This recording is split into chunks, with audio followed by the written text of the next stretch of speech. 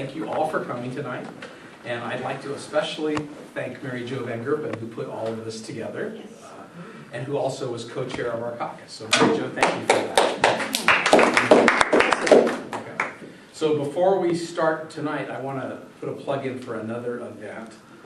Next Thursday, a week from tomorrow, we're going to have a dance party at the Alley downtown that the band Cornmash has volunteered to do a fundraiser for us. So please come on down and dance and donate a little to the party so we can pay for our office and stuff this week. So it's my pleasure to introduce Jim Fisher, who's going to teach us how to write letters to the editor. And I think many of you know that Jim was the editorial writer at the Tribune for many years, and he edited an awful lot of letters to the editor, and I think knows what is fairly convincing to do. So, Jim? Thanks, Dave. I did this same thing 2 years ago, but I did throw my notes away. but I don't think anybody aside from Dave was foolish enough to come the second time. So you'll have to hear some of the same things, I think. And I'm planning to talk with you more than talk at you. So consider just some opening remarks by way of trying to provoke you. The first thing I'll start with is whether anyone should write a letter to the editor of a newspaper. And I think the answer is yes. And to give a good reason for why, I'm going to turn to a much better writer than I to kind of explain its role in a democratic government. This is from E.B. White, well known for his children's books, Charlotte's Web and Stuart Little, but also one of the writers who made the New Yorker what it was and what it still is. And he's quite a fine writer. In 1943, during World War II, he got a call from the Writers' War Board asking him to write a statement on, quote, the meaning of democracy. And this is his response. Surely the board knows what democracy is. It is the line that forms on the right.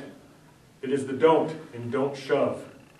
It is the hole in the stuffed shirt through which the sawdust slowly trickles. It is the dent in the high hat. Democracy is the recurrent suspicion that more than half of the people are right more than half of the time. It is the feeling of privacy in the voting booths, the feeling of communion in the libraries, the feeling of vitality everywhere. Democracy is the letter to the editor. Democracy is the score at the beginning of the ninth. It is an idea which hasn't been disproved yet, a song, the words of which have not gone bad. It's the mustard on the hot dog and the cream in the rationed coffee. Democracy is a request from a war board in the middle of a morning, in the middle of a war, wanting to know what democracy is. So I think that by writing a letter to the editor, like voting, is one of the highest callings of the American sovereign, which is, of course, the citizen. And letters, for that reason, are not only worthwhile for the person writing them, but they can also be very worthwhile for political campaigns. People who run campaigns like to talk about free media or earned media, they call it, as opposed to the stuff they have to buy, the ads that they have to pay for. And almost every candidate, of course, is looking for some way to get more free media or earned media. And letters to the editor, of course, are a good avenue for that. And I think that's one of the reasons why the local Democratic Party wants to have a gathering like this, so to encourage people to write them. Another thing about letters is, and something I know from my experience at the Tribune of editing and dealing not only with the letters, but also with the people who write them and the people who read them for more than 20 years, is that the letters column is one of the best read parts of the newspaper.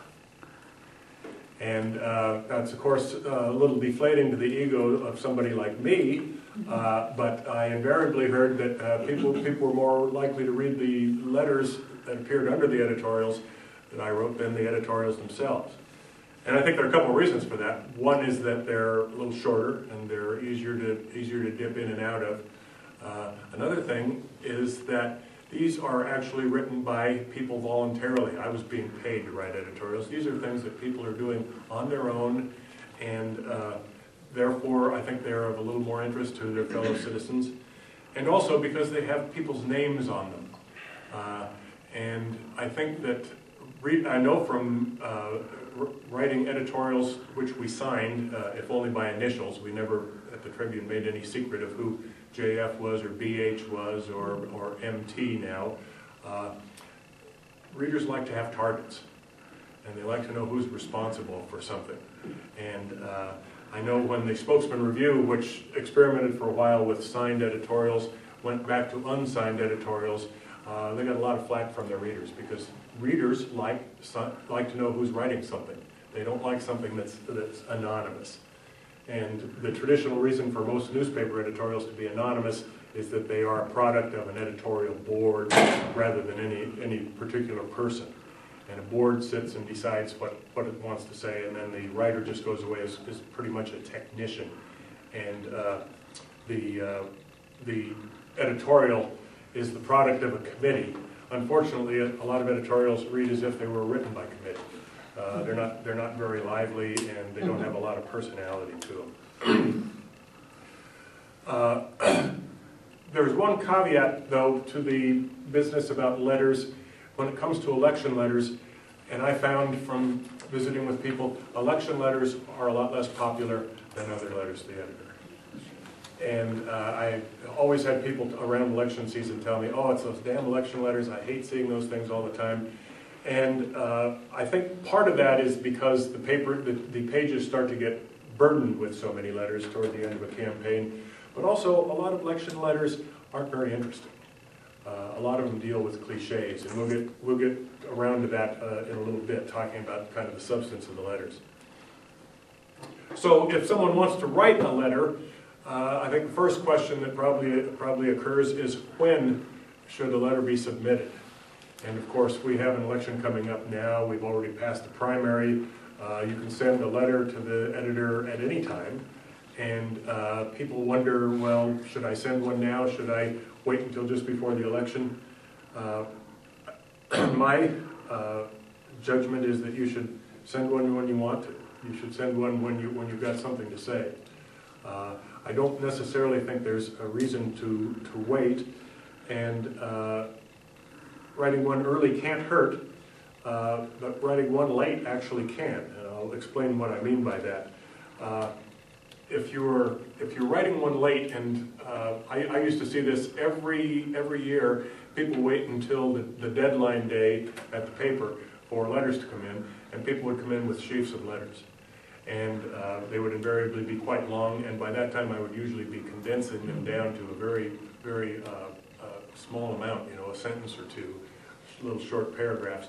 And I would see the same people do this year after year after year, and I always kind of tended to wonder about the mental faculties of these people. They didn't learn anything from the last election, that they would do the same exact thing again. But that was because I worked at a paper where we actually tried to run every letter we got. As long as we didn't have a good reason not to, we tried to run everyone. The Spokesman Review is not such a paper. It picks and chooses, so you can't be guaranteed that when you submit a letter that it will appear. But at the same time, you are much more likely to see more of your letter appear if it comes in early rather than late when there's a big flood of letters. The counter to that, of course, is that during the summer months like this, people think, well, nobody's paying too much attention to electoral campaigns, and they're not really going to start paying attention until after Labor Day, so we should probably wait and do it then. And I think there might be some truth to that, but that's also when the number of election letters increases and people's eyes start to glaze over when it comes to letters. So, and the other thing is that most papers do have a limit on how frequently you can submit a letter, but there's no reason, if you wrote one now, for example, you couldn't write another one in July, another one in August. You know, usually the limit on frequency at the Tribune, it was every other week. So you would have a chance to submit quite a few. But of course you don't want to submit several at the same time because you're not going to see them all appear. And again, I would see people do that too. They would come in and they would have one letter endorsing so-and-so, another one endorsing so-and-so, and they'd split them all up and not realize that you can't submit a shotgun array of letters at the same time and expect them all to appear. Some papers that do choose don't edit quite as much, but at the Tribune, the letters policy always says letters are always subject to condensation, and the condensation, which meant essentially just editing, got more and more severe as the election came around, and it was a real headache for me having to try to fit some more trying to fit some more letters into a page where I only had a finite amount of space. And I think that the finite amount of space, of course, is growing smaller at papers as papers get more pinched financially. So I think you really need to think about the space that's available. Summer is a slow time.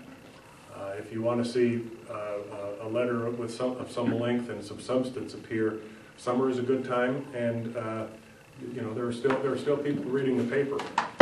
During the recent presidential campaign, I've heard a number of people say that talking about the economy's effect on the outcome, they say that the economic state actually in about June is what is more determinative of how the presidential race will come down than what happens just before the election.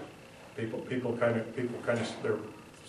things start to gel in their minds a little earlier. So I think there's no reason not to start writing a letter as early as possible. Next question is, how long should a letter be? And here, as with time, you need to observe the paper's own limitations. And almost every paper has a length limit on letters. The Tribune, I think it's still 250 words. I think the Spokesman Review is 200 words. I don't know about the Daily News, but I would advise people never to go over that limit, because those limits are usually adhered to pretty strictly, and you know, I always found that I had a knack for taking out people's best points, because they because they always told me that. So and so I always told them, well, if you don't want me to take out your best points, maybe you ought to make them get rid of some of the lesser ones yourself. So if you think all your points are the best points, yeah. Where do you start? There's another reason for being careful about length, and that is that the shorter letters get more attention than the longer ones. Everybody has shorter attention span these days, and it's the same with me. When I look at letters to the editor, I see one like that, I'm going to look at that one before I see one that goes over into a second column. So if you can possibly do something very quickly and concisely, I think you can make a better point than if you really go on. Another thing that people should remember is that journalists work according to what's called the inverted pyramid, which means that when you write a news story, when a reporter writes a news story, the most important thing is supposed to start come at the very beginning, and then it's supposed to get less important as it goes down through the story. And the reason for that is that everybody's work is subject to editing, and when editors come after those stories later, they generally cut from the bottom. So saving a punchline for the very end of a letter to the editor is probably not a good idea, because that might be your best point, and it might not appear. I would, on occasion, get letters that almost defied editing. Oftentimes because they told a story, a linear story. And what are you going to do with somebody who starts off with this thing and then goes like that? Well, what I had to do was I had to edit them. And did that mean those stories generally ended up looking pretty ragged? Yeah, it did. But that was my job, and I didn't really have a lot of choice about it because I was under instructions from the publisher that this was going to be the length limit on letters. So you really need to consider that and remember the inverted pyramid and not save your best point till the very end because you probably will lose it. Jim, when you say edit the letters, is it always because of the length, or is there something in there that you take out? Well, the only papers have different policies on that. Some papers are more squeamish about some things than others. We had a very light hand on letters at the Tribune, and the only thing that I would remove for reasons other than length were libel, which of course we didn't want to go to court over a letter to the editor. So anything that was even looked potentially libelous, I would remove. And then for strong language, which is kind of a sliding standard. There are things that appear now that wouldn't in the past, but generally those are the kind of things. Give me an example of libelous, something that's like. Oh, for example, calling one of the candidates a crook. Even though it's true? Well, if it's convicted. If someone has been convicted, you can call them a crook. But even if someone stands accused, but no, you can't do that. I taught journalism for a couple of years, and I would tell students that you can call somebody a jerk from here until Sunday, but if you call somebody a crook, you better be able to back it up. And so those kind of things. Alleged? Does alleged work? No.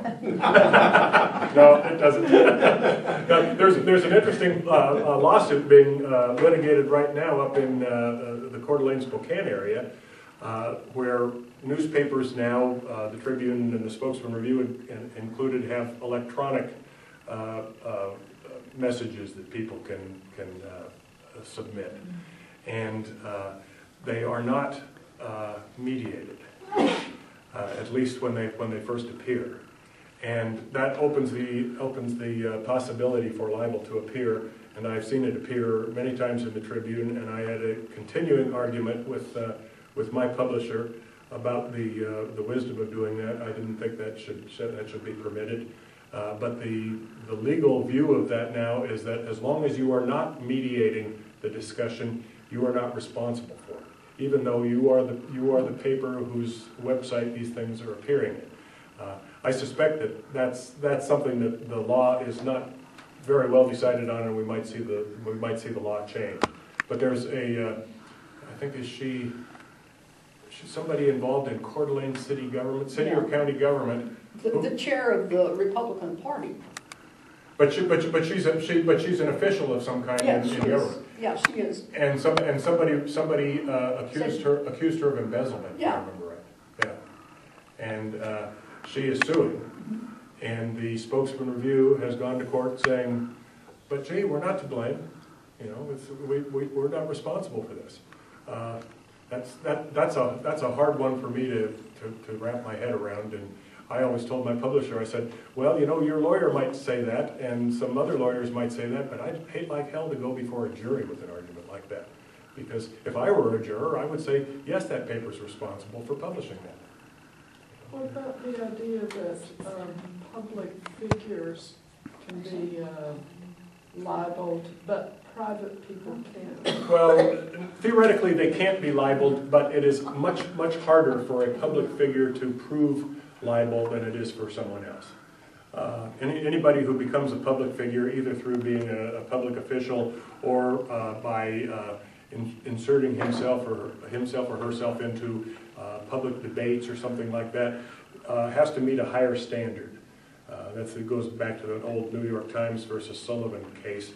And for a public figure to prove that he has been libeled, has to demonstrate that the person who published the falsehood did so either knowing it to be false or with reckless disregard for its truth or falseness.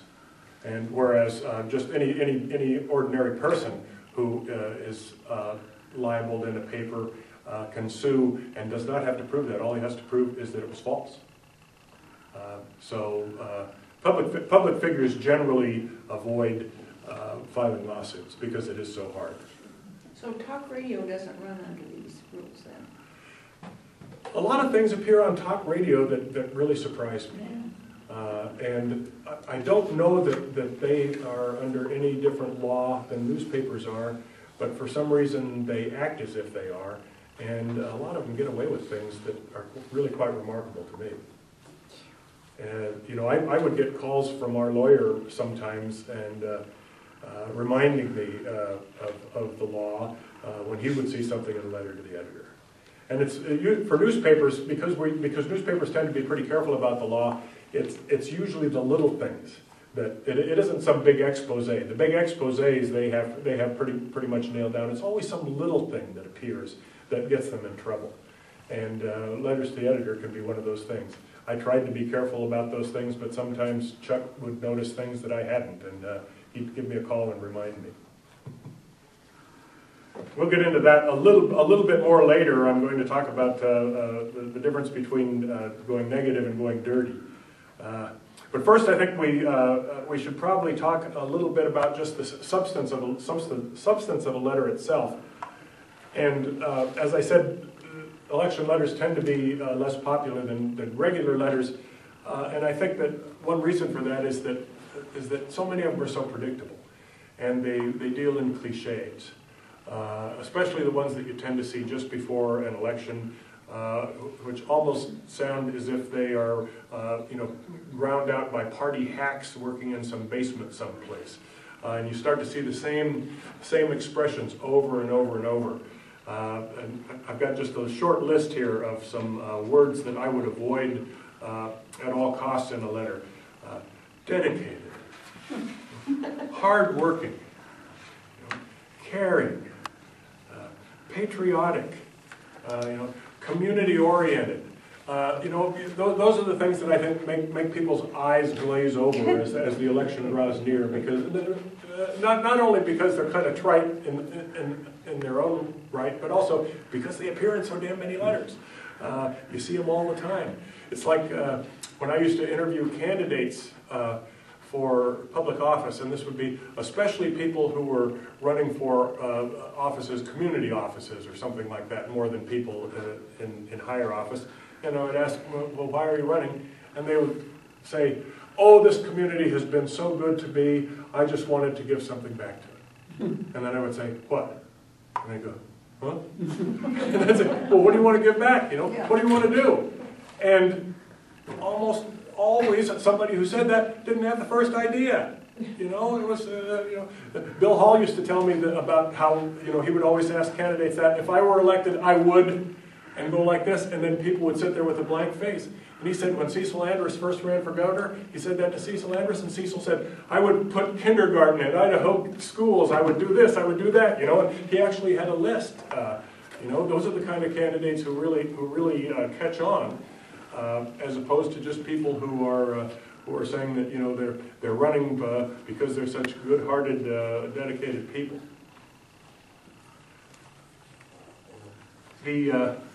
So I think that the letter that's really going to get attention is something that has something different to say about someone, something specific, something particular. I'm supporting this person not just because he's dedicated, but I'm supporting this person because this is what he wants to do. This is what she has already proposed. That kind of thing. This is the change that this candidate is promising. One other thing that is a weakness in many letters: if you are responding to something that has already appeared. Whether it's something in a letter to the editor, whether it's in a news story, whether it's been in an editorial or something like that, don't assume that people know what you're talking about. They almost never do. You say, so-and-so says on, June 9th that such says, or in response to the letter that appeared last Thursday, and then just come out with this stuff, and people will say, what letter was that? And you're going to lose them right there. So you need to make clear whatever it was that you're responding to. In other words, synopsize what it is that you're responding to. Jim, can I ask a question? Uh, It seems to me very often that when people are responding to an allegation in the paper, that the way they respond to it doubles the effect of the initial charge because they repeat it. Well, but you can't get away from it, Steve. I mean, you need to let the readers know what you're talking about. You could say, in response to the phony charge of such and such or something like that. But you still need to do it. If you think the charge is damaging enough that it doesn't bear repeating, maybe you should just shut up. Well, but, all the political books I've read is never allow a charge to go unanswered because silence implies guilt. You can't not respond. Yeah. But to repeat it is to double the insult in a sense. So, I mean, there's sort of a dilemma there. But of course, if you're responding immediately after the fact, so everybody has that in their brain and everything, that's one thing. But I'm talking about a letter to the editor, maybe responding to another letter or something like that. Yeah. So. Well, couldn't you just say, I'm responding to Skip Brand's lies because somebody has to answer for them, and then stop with that, and then go on and... Well, as long as people know what you're talking about. If they know which lies you're talking about. Well, that would be The other issue is so far I've been talking about letters endorsing somebody, speaking for someone, and then of course we all are familiar with letters that don't do that letters that go after somebody, go negative, in other words. And I don't necessarily think there's anything the matter with that, with criticizing someone, as long as you're not sleazy. And there's a big difference. I think that candidates especially have to be negative if they say, suppose a challenger is taking on an incumbent. It's very hard, I think, for a challenger to campaign against an incumbent without saying something negative about the incumbent, because you have to give voters a reason why they should vote for you as opposed to the person who's already in office. And you can be very critical of someone without crossing a line of going into something dishonest or unfactual. I think that anybody who resorts to that kind of thing deserves condemnation, which means that I think most political campaigns these days deserve condemnation, because unfortunately we see almost all campaigns, at least on the national level, do it. And I think it's really shameful. I see the Obama campaign doing it now. Of course, I see the Romney campaign doing it, and I think it's a shame. And I'm surprised that voters are as tolerant of it as they are. Could I ask a question on the subject? If you're writing a letter to the editor and you'd really like to point out that somebody is a Tea Party member and they're not willing to admit it out loud, but everybody knows, how do you do that without coming across like you're really negative or nasty or something? You just say that so and so espouses Tea Party ideals. You know, how can you tell this person from someone in the Tea Party when they're saying exactly the same thing? I don't see anything wrong with that. I will caution, however, that some papers, as I said, are more squeamish about these things than others. The editorial policy at the Tri-City Herald, I don't know if it's still the case, but their policy used to say, letters that attack groups or individuals will not be published. And I asked their editorial page editor one time, how can you have any fun if you can't attack groups or individuals? You end up with a pretty arid page if you're not going to do that kind of thing. And at the Tribune, we would err on the other side, if anything, including publishing letters that were blatantly racist. The Spokesman Review, Doug Floyd at the Spokesman Review tells me that racist letters are the first things that go in the trash can at his place. And I said, oh, we publish them. We think people deserve to know what's out there. And I think that it's healthy for the community to see that kind of thing. And then the community also kind of polices itself when that happens. Bill Hall told me about an incident that predated my arrival at the Tribune. When Martin Luther King was assassinated, somebody in Clarkston wrote a letter asking, and of course, he was assassinated when he was in Memphis for a garbage worker strike, and somebody wrote a letter just asking, how could they bury King when the garbage workers were on strike? And the paper published the letter, caught all kinds of hell for publishing the letter, but then sure enough, all these letters started pouring in, coming back at this guy who had written this thing. And as I talk about the self-policing nature of the column, and I think it was, I still think it was the right decision to do it. And I published many letters, maybe not quite as concise and pointed as that, but I published racist letters when I was in charge of them. And I did so with the publisher's knowledge and approval. Don't you think too, if you say something is beyond the pale, then you're really inserting your own bias into, I know there are letters that I thought were terrible that you might not have felt were all that bad. Remember Frank O. Jacks? Oh, yeah. Yeah, well, he used to write these Speaking horrible of letters Clarkston. about women, you know. and I think it would have been a shame not to publish them because some of us had a lot of fun writing letters back, you know. So yeah, I don't know. I think the community character needs to be displayed with all of its warts. I think so too. I think that's, you know, when you start sanitizing the public discussion, also the question is where are you going to stop? Yeah. That's a really tough line to draw. So hate speech is out. Hate speech is in the letters to the I editor. understand, but the laws against hate speech is out. It's very different. Well, if you're talking about the legal notion of hate speech, that's probably another matter. But I think that there were occasions when letters would veer over toward direct threats, where then a line had been crossed, and then those kind of things would not appear. Right.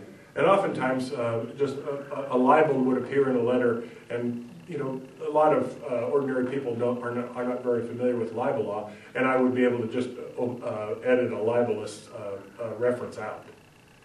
Although if the sole intent of a letter was to libel somebody, then the letter probably wouldn't appear. It almost sounds as if there are boundaries with respect to individuals, but there's no boundary with respect to society. You can say as hateful a thing in a societal context as you want, but if you target an individual, that's crossing the line. Seems to me hate speech is saying you can also libel the group as a whole. Yeah, and I think that's a facet of the law that is probably changing, like privacy law. I mean, it's really hard for journalists to find out where the line is on privacy law right now, because it's really in flux in different courts around the country. Whereas libel law is definitely easier. There's a clearer line there.